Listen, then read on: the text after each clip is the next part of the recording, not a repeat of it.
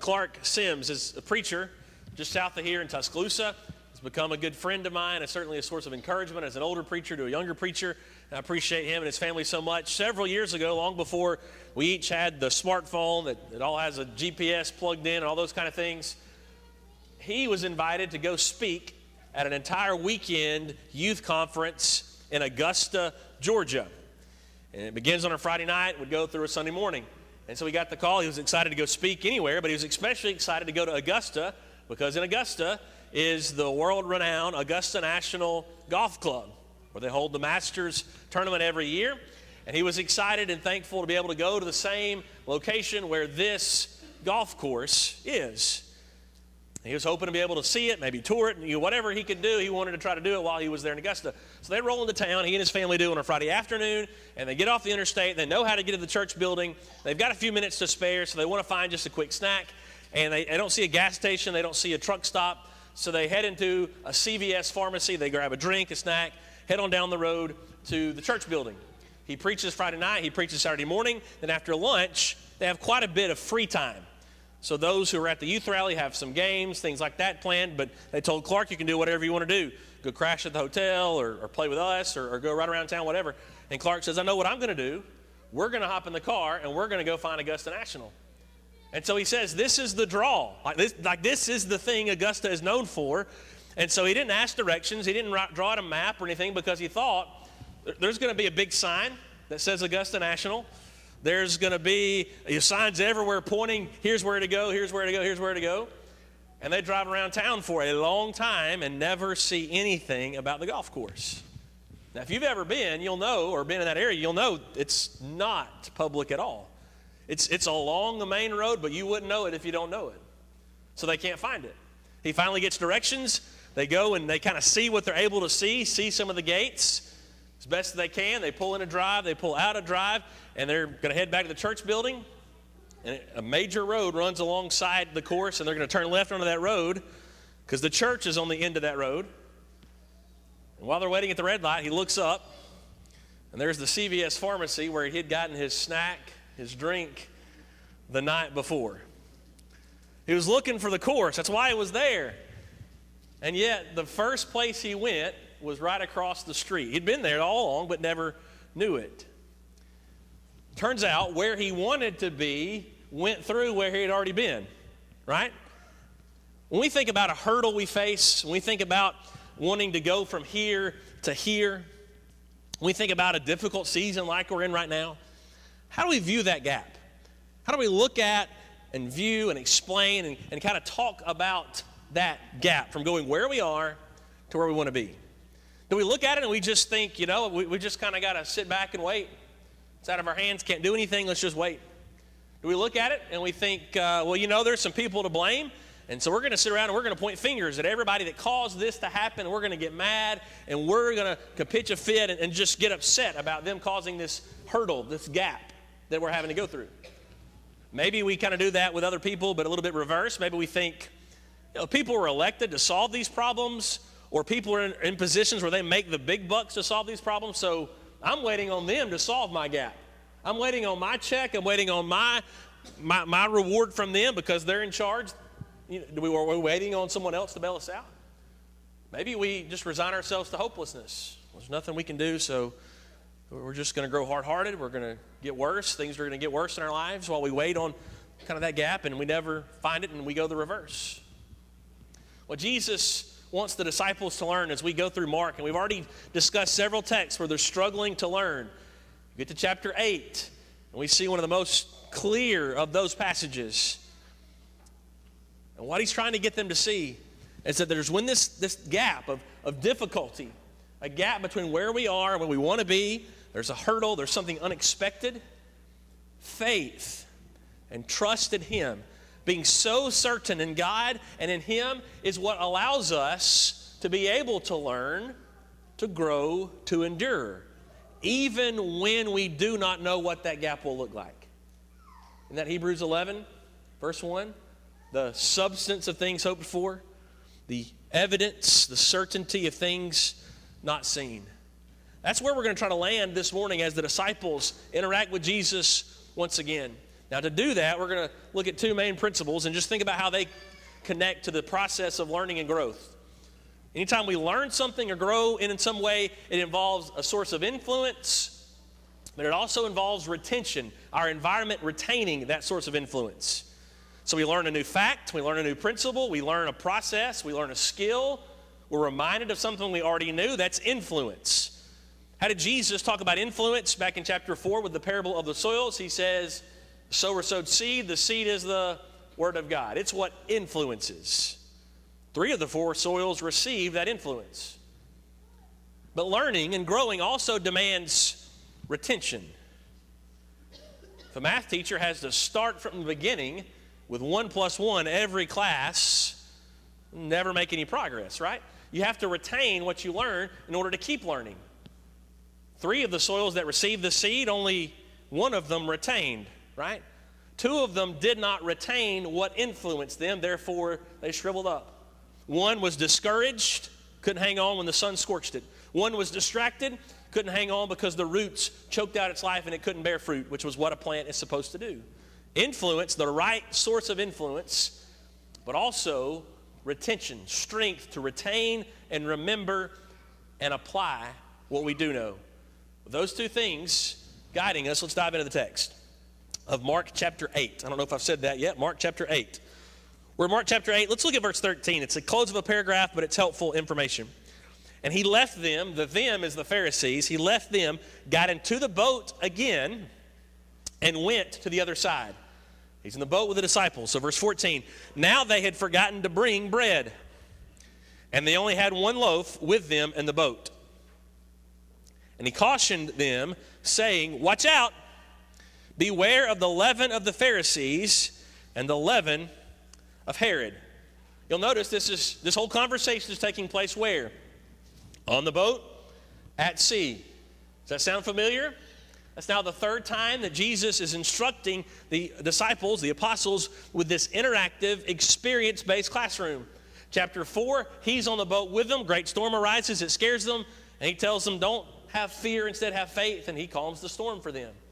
He's away from them in chapter 6. Great storm arises overnight. And he walks to them through the storm to come to them. And instead of seeing it's him, they think it's a ghost. It scares them even more. He again has to say, don't be afraid. Take courage. Take heart. It's I. Now here they are. And another, quote, storm arises at sea. You see the storm? We don't have enough food. Now, is that a real problem? Well, sure. But is it as dangerous or deadly a problem as a storm? A great storm that would scare these fishermen like chapter 4? No. Is it as big of a problem as what happened in chapter 6 when it's the middle of the night? They've been out there for hours. The wind's against them. They see what they think is a ghost. They have a problem. They don't have enough bread. They forgot it. Jesus speaks up, knowing what they're thinking, knowing what they're going through, and he says, beware of the leaven of the Pharisees and Herod. So he speaks to influence, right? That's what the word leaven is pointing to, influence. What's leavening? When you take a loaf of bread and you take that dough that becomes the loaf of bread, when you put it in the oven, it's got some sort of a leavening agent within it. Yeast or something else that produces gas within the dough. It gives air bubbles so that when we eat it, it's not a big rock of dough. It's fluffy. It's soft. It influences. It changes the environment it's in. He says, you be careful. You beware. And he uses 2 strong verbs. It's both commands. Watch out, beware. And they both have to do with sight. Look out for. Be on the guard. Look for this closely. Don't be influenced by the Pharisees. Don't be influenced by Herod. What's his concern? His concern is you've got these religious leaders. You've got this, quote, king of the Jews. You've got his followers. You don't be influenced by them. Now, why would he be concerned about them? Well, you find that concern in the previous paragraph, beginning verse 11. Verse 11 of Mark 8, the Pharisees came and began to argue with him. You see their hearts. They're arguing with Jesus and seeking from him a sign from heaven to test him. See their purposes, their aims, their motives are not pure. And he sighed deeply in his spirit and said, why does this generation seek a sign?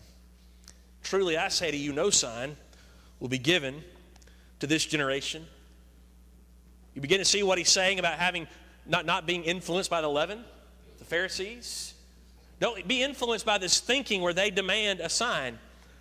Matthew chapter 16, the account there in Matthew's gospel includes the leaven of the teaching of the Pharisees. Luke chapter 12 and verse 1 calls the leaven of the Pharisees hypocrisy, because they would teach some truth, but boy, they would live out some things that were contrary to the laws.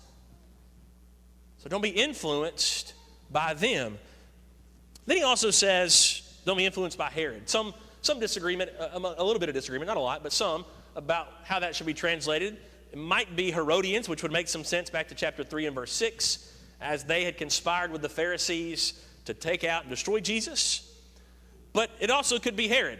Most translations go with Herod. Well, why would he say, don't be influenced by the leaven of Herod? And clearly Herod is going to dictate what the Herodians think too.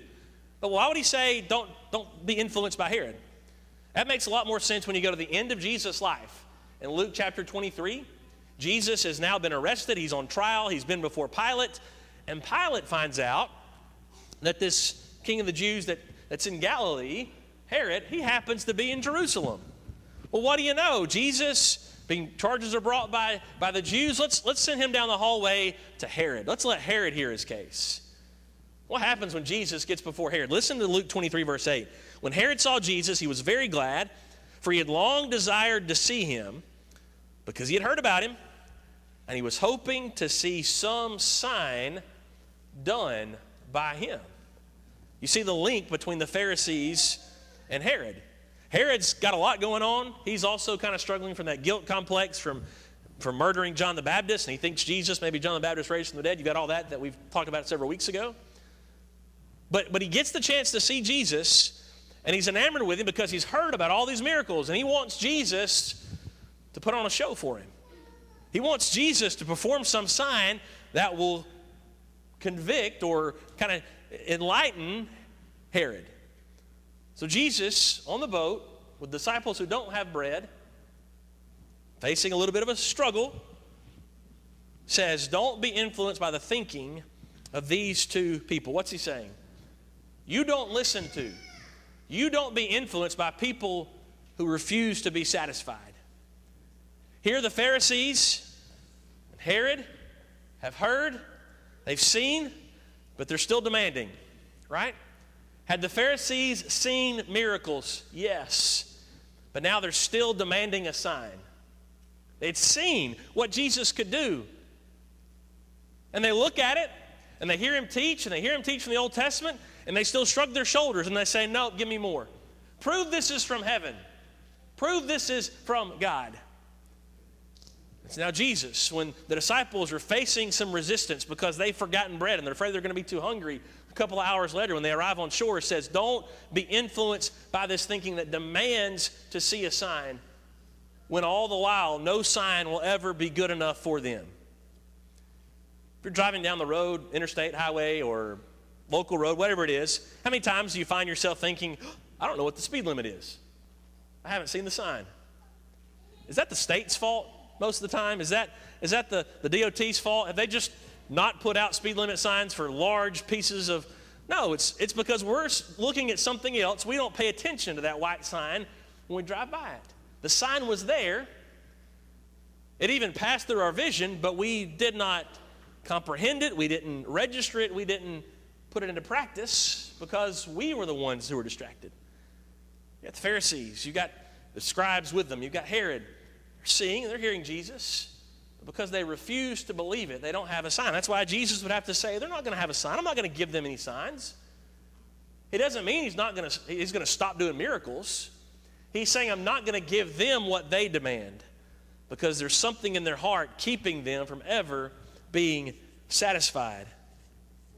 In contrast to these Pharisees and in contrast to Herod and the Herodians, leaven is often a negative thing in Scripture. But there's one instance where leaven is a positive thing. Jesus, explaining the nature of the kingdom, the church, in Matthew chapter 13, would say that the kingdom of heaven is like leaven that a woman took and she hid it in 3 measures of flour till it was all leavened. God says, here's the vision for how the church is supposed to be. mixed all throughout the world so that it makes a positive difference wherever it is. See the contrast? Jesus is saying you cannot be influenced by this kind of thinking that's never satisfied, that demands, that's blinded to what I have already done. Because he's got greater plans for them. They are too, and we are too today, now to make a difference, just like leaven. So what he might would say is, don't let what others say be louder than what God has done. You got the Pharisees, you've got Herod. They keep screaming and saying, here's why this doesn't add up. Here's why Jesus can't be who he says he is. Here's how you don't keep the law. Here's this, here's that. Listen to us, listen to us, listen to us. But Jesus is saying, don't be influenced by that talking. Instead, look at what I have done. That's what we'll see in the verses that follow. Before we do that, though, think about a quick application to that idea. And just by way of kind of a heads up, we're going to next week we'll talk again from Mark 8, and then we'll push pause on our Mark studies for a few weeks as we talk about some issues related to the election and government and those kind of things as Christians. But just think about this point in light of that current season we're in. How easy is it to be influenced by sources, by news, by this and that? How easily influenced can we be by someone on TV talking about news, someone writing about news, social media? Does that influence our thinking at all? Gossip with people around the water cooler at work, does that influence our thinking at all? Texting gossip back and forth with people all around the county or something, does that influence our thinking? Is that leaven that we must be aware of avoiding, must be sure that we are avoiding? Can you hear Jesus saying that to us today? As Christians, in a time where you're going to be challenged to grow, to get over this hurdle, don't be influenced by the thinking that is never satisfied. By thinking that says, give me more, then I'll believe. Give me more, then I'll change. Give me more, then, because the then never comes for those people. Instead, keep looking back to what God has done. Don't listen to what other people would say. Listen to how he develops that further. This is why, the paragraph that follows, verses 16 through 21, this is why Jesus had to warn them. You would think disciples, they've got it figured out, they're with Jesus. Here's why he had to warn them. It's because they don't get it. In verse 16, Mark kind of makes this clear, but Matthew really does. Matthew's account, they think he's talking literally about leaven. It's like when he mentions leaven of the Pharisees and Herod, they think, oh, leaven, bread, we don't have bread. It's like it jogs some memory in their minds. So listen to how this goes. Verse 16, and they began discussing with one another the fact that they had no bread. They had one loaf. Now they're sitting around talking, well, we don't have enough for us. 12, 13 of us, what are we going to eat? So Jesus, aware of this, said to them, why are you discussing the fact that you have no bread? Do you not see? Do you not yet perceive or understand? Those are two key words, right? Perceive, understand. Understand a word we've mentioned several times in a row because it's this thread where they intellectually know, but they're struggling to put it into practice. It hasn't changed their hearts, and thus it's not changed their hands and their feet just yet. Are your hearts hardened? Isn't that even worse? Even more of a warning? You see why he warned them? He's concerned about their hearts, so he had to warn them before. Verse 18, having eyes, do you not see? Ears, do you not hear? That's the prophetic utterance from Isaiah. He quoted back in chapter 4. Do you not remember when I broke the 5 loaves for the 5,000? How many baskets full of broken pieces did you take up? And they said to him, 12. How many baskets did you take up? Remember, he put them into the place to carry this out and to distribute this. How many did you fill up? 12. Okay, good. Verse 20, and the 7 for the 4,000. How many baskets full of broken pieces did you take up? And they said to him, 7. Now, we haven't covered that passage, but it happened beginning in chapter 8, verse 1. And it's fascinating to go through and look at the similarities between that account and the account in chapter 6, where there were 5,000 men, there were 4,000 men in chapter 8. Some similarities between the two accounts. Jesus' desire to feed was rooted in compassion. The disciples question how it's possible. And their question in chapter 8, when it's the 4,000, is even more stinging. Like it's cringeworthy because Jesus brings it up. Jesus is testing them, giving them a chance to prove if they've learned or not. And they essentially say, who is able? The ESV doesn't quite use that terminology, but it includes the verb for power. Who has the power? Who is able to feed all these people? I don't know. Who do you think's able to feed all these people? Maybe Jesus, the Son of God, who's with you. He's able to feed them. But the disciples on that day, in chapter 8, verse 1, beginning, don't get it. Jesus asks them, how many loaves do you have? Jesus gives thanks to God first. Jesus gives the disciples to distribute it. They ate and were satisfied. The similarities are striking. It's a living classroom. Jesus is giving them every chance to learn and to see they can depend completely on Him. There are a few differences, though. He begins with more loaves. 7 loaves this time instead of 5. All the text says is a few fish. Doesn't tell us an exact number. But 7 loaves instead of 5. Fewer people. 4,000 in this account instead of the 5,000. And then the baskets end up being bigger. The term that's used in the Greek for the 12 baskets is more like a personal size thing, a backpack, we would say today. Whereas this is a bin, it's a tub. Think laundry basket. They had a lot left over. 7 baskets full on this occasion. He's wanting them to learn. Do you remember? Now see, listen to this. They get it. They understand intellectually, but they're still struggling to know. Here we are. We don't have bread. We do have Jesus. Where should we go to help us with this gap that we're facing? Right? You see the problem? They would have aced the question in Bible class. They would have been able to say 12 baskets, 7 baskets. But now that it's challenging, they turn to themselves and they keep wondering how they're going to ever eat. You see it? You feel it?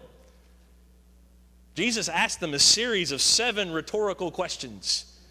I can't help but think maybe that's an important number. Maybe it's important to the 7 baskets. Maybe it's just because of the importance of 7. He's wanting them to learn and to keep learning. It's learning that's based in certainty in God that allows us to then keep growing, seeking the right thing, but then also retaining that right thing. Proverbs 14:6, a scoffer seeks wisdom in vain. Listen to that. A scoffer seeks wisdom. He's looking for knowledge. He's looking for wisdom. The Pharisees were seeking what they would think of as wisdom. Herod was thinking and seeking after wisdom.